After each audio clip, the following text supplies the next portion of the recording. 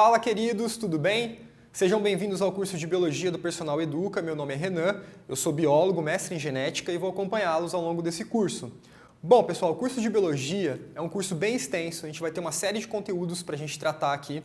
No entanto, a gente vai começar pela parte mais básica da biologia, que é o entendimento da célula, porque a partir disso a gente consegue entender os níveis mais complexos, tá ok? Então, na aula de hoje, a gente vai introduzir a biologia, a gente vai tentar entender o que é a biologia, o que são os seres vivos e iniciaremos o estudo da célula pela composição química da célula, tá ok? Então, pessoal, primeiramente, o que é biologia? Bio é vida, logia, estudo. Logo, biologia é o estudo da vida, o estudo dos seres vivos. Mas o que seria um ser vivo? Bom, se vocês se lembrarem da disciplina de ciências que vocês tiveram aí no ensino fundamental, a gente viu que matéria é tudo que tem massa e ocupa lugar no espaço, correto? Dessa forma, a árvore é matéria e uma rocha também é matéria. Mas elas são iguais? O que elas têm de diferente? Esse é um questionamento que ele já é muito antigo. Tá? Então, desde a época dos filósofos da Grécia Antiga, eles se questionam sobre quais as diferenças entre uma árvore e uma rocha. São matéria, mas o que daria para diferenciar uma matéria da outra? Então, eles perceberam que a árvore, por exemplo, a árvore, bactéria, os seres humanos, eles conseguem crescer, reproduzir e morrer, diferentemente de uma rocha que não consegue executar nenhuma dessas funções. Tá ok? Então, os indivíduos que conseguem crescer, reproduzir e morrer, eles são classificados como matéria viva, são seres vivos. E aqueles que não conseguem nenhuma dessas características é uma matéria inanimada, como a rocha, por exemplo. Então essa foi a primeira distinção que a gente tem aí relatos na ciência entre matéria viva e matéria inanimada. Então lá da Grécia Antiga que surgiu esse termo ser vivo, tá ok? E a partir daí inicia-se então o estudo da biologia, que é o estudo dos seres vivos. Mais recentemente, aproximadamente no século XVIII, século XIX, alguns cientistas propuseram algumas características para especificar o que é um ser vivo, tá ok? Que é o que a gente tem aqui no nosso quadro ao lado. Então, basicamente, os seres vivos, eles apresentam uma composição química especial. Essa é uma característica. Então, o que seria isso? Se vocês olharem a tabela periódica, a gente tem uma série de elementos químicos.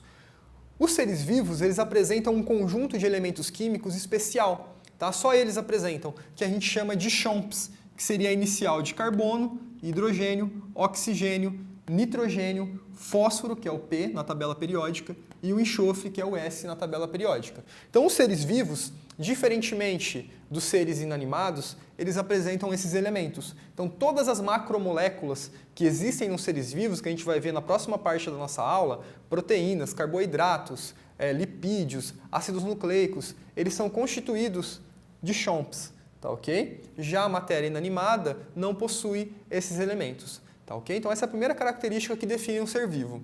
Uma outra característica é a organização celular. Então no século XIX, alguns cientistas propuseram a teoria celular, que ela é composta de 3 postulados, que diz o seguinte: a célula é a unidade estrutural da vida. O que isso significa? O nível mais básico da vida é o nível celular. Então todos os seres vivos, mesmo os mais complexos como a gente, se a gente dividir se eu pegar aqui um ser vivo, um ser humano, e eu for dividindo ele até a menor parte, eu vou chegar no nível celular, tá ok? Então a célula é o nível mais básico, o nível estrutural mais básico de um ser vivo. Bom, mais recentemente, aproximadamente aí no século XVIII, século XIX, alguns cientistas propuseram a teoria celular, que ela diz o seguinte, que a célula é a unidade estrutural da vida, ou seja, para ser considerado vida, tem que ter pelo menos o nível celular. Tá? Então, por exemplo, aqui a gente tem uma bactéria representada. A bactéria, os protozoários, alguns fungos são indivíduos unicelulares, tá ok? Ou seja, eles têm uma única célula e já são considerados um ser vivo. Da mesma forma, nós seres humanos, por exemplo, somos seres vivos multicelulares. No entanto, se a gente for dividindo um indivíduo até o nível mais básico, a gente vai chegar no nível celular. Dessa forma, então, a célula seria a unidade estrutural da vida, seria o tijolinho que forma um indivíduo muito complexo.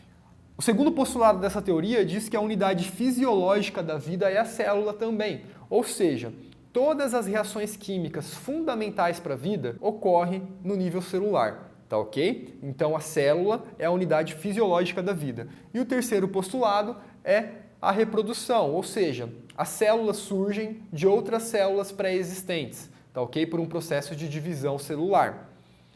Bom, uma outra característica importante para definir um ser vivo é a hereditariedade. O que seria isso? Pensando no sentido da vida biologicamente, a vida, todos os seres vivos eles querem crescer, sobreviver e deixar descendentes. Por que deixar descendentes?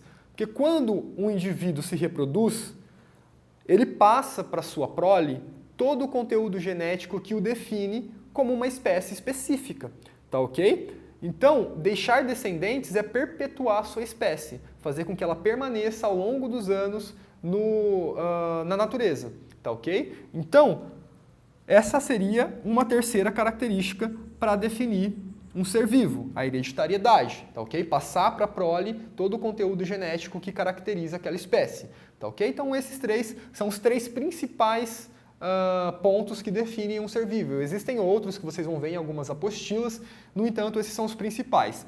Composição química especial, CHOMPs, organização celular e a hereditariedade. Beleza, pessoal? Na segunda parte da aula, a gente vai começar a falar dessa composição química especial da célula.